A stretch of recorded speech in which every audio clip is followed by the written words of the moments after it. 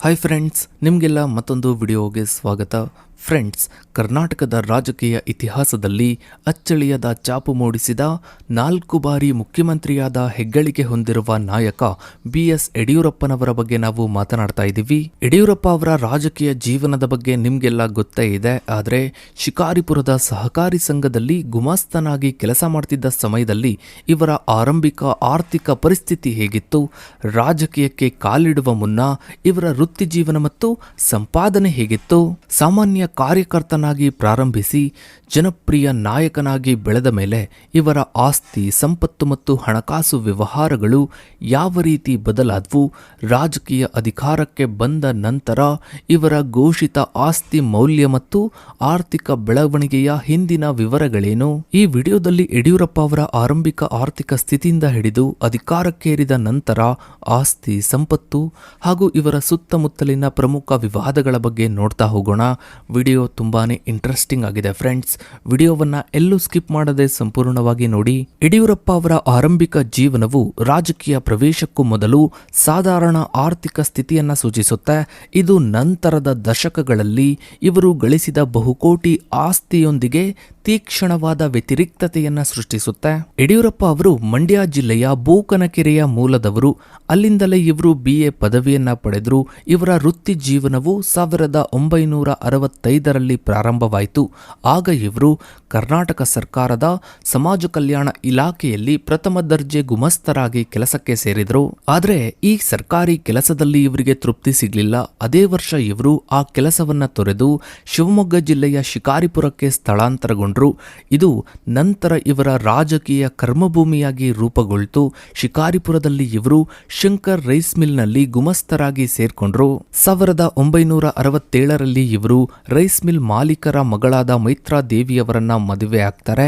ಈ ಮದುವೆಯ ನಂತರ ಯಡಿಯೂರಪ್ಪ ಅವರು ರೈಸ್ ಮಿಲ್ ಕೆಲಸವನ್ನ ತೊರೆದು ಶಿಕಾರಿಪುರದಲ್ಲೇ ತಮ್ಮದೇ ಆದ ಹಾರ್ಡ್ವೇರ್ ಶಾಪ್ ಅನ್ನ ಓಪನ್ ಮಾಡ್ತಾರೆ. ಈ ಹಾರ್ಡ್ವೇರ್ ವ್ಯವಹಾರವು ಇವರ ರಾಜಕೀಯ ಪ್ರವೇಶದ ಮೊದಲು ಇವರ ಪ್ರಾಥಮಿಕ ಆರ್ಥಿಕ ಮೂಲವಾಗಿತ್ತು. ಬೂಕನಕೆರೆಯಿಂದ ಬಂದ ವ್ಯಕ್ತಿಗೆ ಈ ಸ್ಥಳೀಯ ಆರ್ಥಿಕ ಶಕ್ತಿ ಕೇಂದ್ರದೊಂದಿಗೆ ಮದುವೆ ಮೂಲಕ ಸಂಪರ್ಕ ಸಾಧಿಸಿದ್ದು ಇವರಿಗೆ ಶಿಕಾರಿಪುರದ ತೆಳಮಟ್ಟದ ರಾಜಕೀಯದಲ್ಲಿ ಬೇರೂರಲು ಮತ್ತು ತಮ್ಮದೇ ಆದ ನೆಟ್ವರ್ಕ್ ಅನ್ನು ನಿರ್ಮಿಸಲು ಅಗತ್ಯವಾದ ಆರ್ಥಿಕ ಮತ್ತು ಸಾಮಾಜಿಕ ಬೆಂಬಲವನ್ನ ಒದಗಿಸಿತು.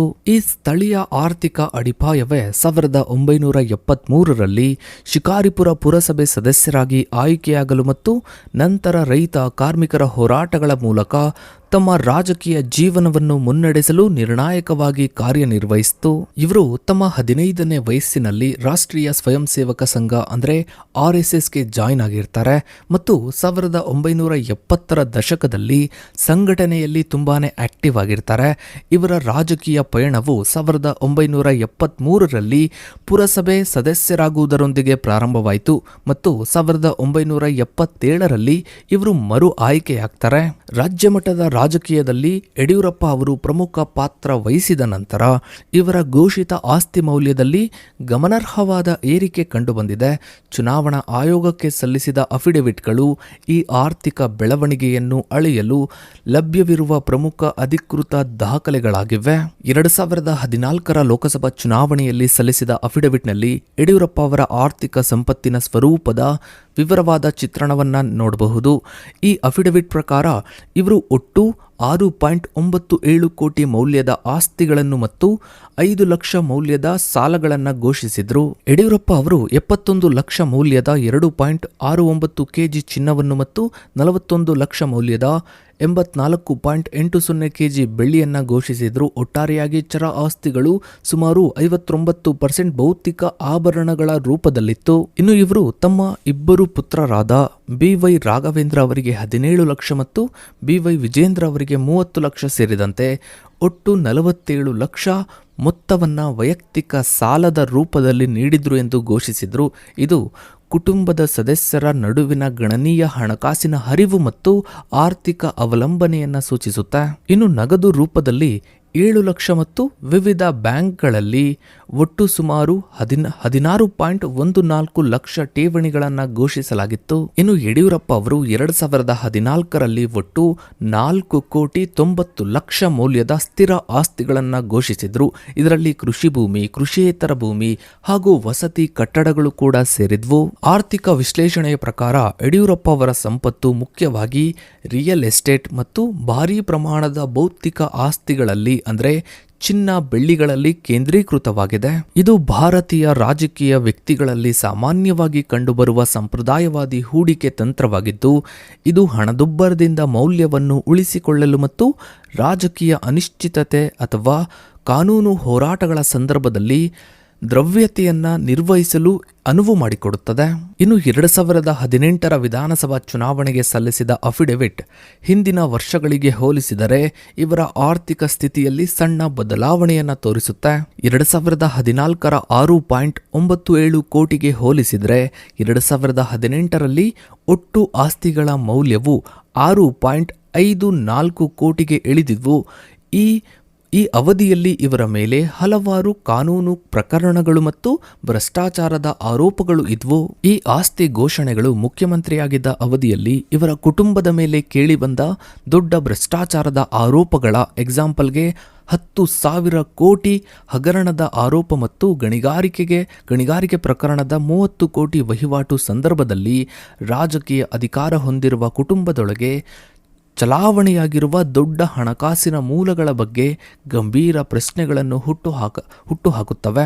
ಯಡಿಯೂರಪ್ಪ ಅವರ ವೃತ್ತಿ ಜೀವನದಲ್ಲಿ ವಿವಾದಗಳ ಕೇಂದ್ರ ಬಿಂದುವಾಗಿದ್ದ ಬಹುಮುಖ್ಯ ಪ್ರಕರಣವೆಂದರೆ 2011ರ ಲೋಕಾಯುಕ್ತ ನ್ಯಾಯಮೂರ್ತಿ ಎನ್ ಸಂತೋಷ್ ಹೆಗಡೆಯವರ ಅಕ್ರಮ ಗಣಿಗಾರಿಕೆ ವರದಿ.